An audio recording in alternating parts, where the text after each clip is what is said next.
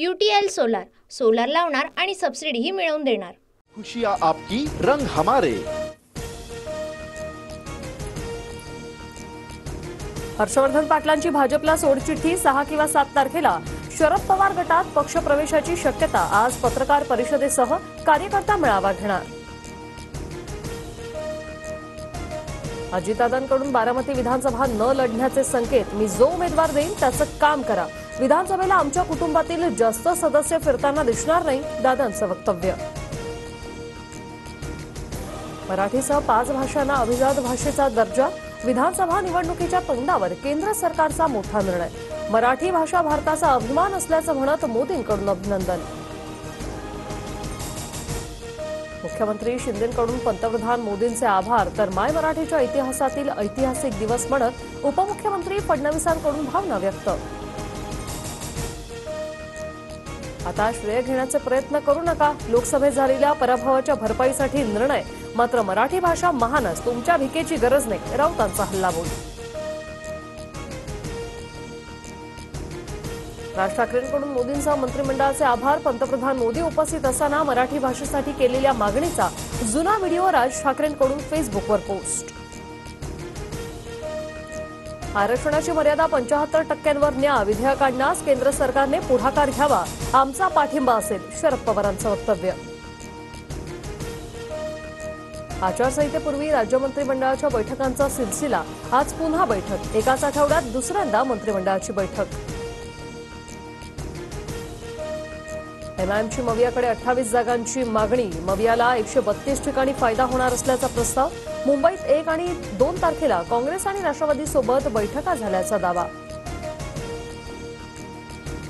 माझं नाव घेतल्याशिवाय काही लोकांना करमत नाही। मला संपवू नका, मी संपलो तर तुम्हाला बोलायला काय राहणार नाही, अशोक चव्हाणांचा विरोधकांवर निशाणा।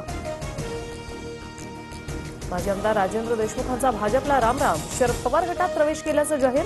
खानापूर आटपाडी विधानसभा लढण्यासाठी इच्छुक। दसरा मेळाव्याला शहांच्या वक्तव्याचा फडशा पाडणार। मशाल गीताच्या लॉन्चिंगवेळी ठाकरेंचा इशारा तर एकनाथांच्या नावाने तोतेगिरी करणारे खूप दिसतात, ठाकरेंची शिंदेंवर टीका। पाकिस्तानची बोली बोलणाऱ्या राक्षसाचा संहार आई जगदंबा करेल, नाव न घेता शिंदेंचा उद्धव ठाकरेंवर पलटवार। आदिवासी समाजाचे आमदार आज अजित पवारांची भेट घेणार। पेसा भरतीसह धनगर समाजाला एसटी प्रवर्गात समावेश न करण्याची मागणी। तोडगा न निघाल्यास उद्यापासून राज्यभरात आंदोलनाचा इशारा। पुण्यातील बोबदेव घाटात गँगरेपची घटना। मित्रासोबत फिरायला गेलेल्या एका तरुणीवर 3 जणांकडून अत्याचार। महिलेवर रुग्णालयात उपचार सुरू, अद्याप गुन्हा दाखल नाही। पुण्यात स्कूल व्हॅनमध्ये 2 चिमुकलींवर चालकाकडून अत्याचार। आरोपी संजय रेड्डीला 8 तारखेपर्यंत पोलीस कोठडी। आरोपी अक्षय शिंदेच्या मृत्यू प्रकरणाची चौकशी अहवाल नोव्हेंबरमध्ये द्या। हायकोर्टाचे न्यायदंडाधिकाऱ्यांना आदेश। मृत्यूची चौकशी करण्यासाठी SIT नेमण्यात यावी, अक्षयच्या कुटुंबियांची मागणी। यवतमाळचे पालकमंत्री संजय राठोड यांच्या वाहनाची मालवाहतूक गाडीला धडक। मालवाहतूक करणाऱ्या गाडीतील चालक जखमी। दिग्रस रोडवरील कोपरा भागातील घटना। सहकारी संस्थांच्या निवडणुका घेण्याचे राज्य सरकारला आदेश। राज्यातील 29,443 सहकारी संस्थांची निवडणूक होणार। प्राधिकरणाचे आयुक्त अनिल कवडे यांची माहिती। लाडकी बहीण योजनेविरोधात मुंबई हायकोर्टाच्या नागपूर खंडपीठाची सरकारला नोटीस। 23 ऑक्टोबरपर्यंत जबाब नोंदवण्याचे आदेश। मोफत योजनांवर बंदी आणण्यासाठी कोर्टात याचिका।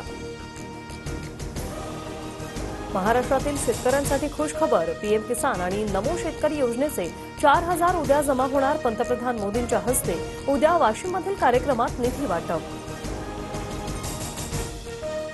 जास्त पावसानंतर यंदा राज्यात थंडीचाही कडाका। ऑक्टोबरमध्ये देशाच्या बहुतेक भागात सरासरीपेक्षा जास्त पावसाची शक्यता। ऐन दिवाळीत थंडीचा पावसाच्या सरी बरसण्याचा अंदाज। सर्वपित्री अमावस्येच्या विधीमुळे यंदाही बाणगंगा तलावात मृत माशांचा खच। पुनरुज्जीवन प्रकल्पाचं काम सध्या बंद। तलाव परिसरात दुर्गंधीचं साम्राज्य। UTL सोलार सोलार लावणार आणि सबसिडीही मिळवून देणार।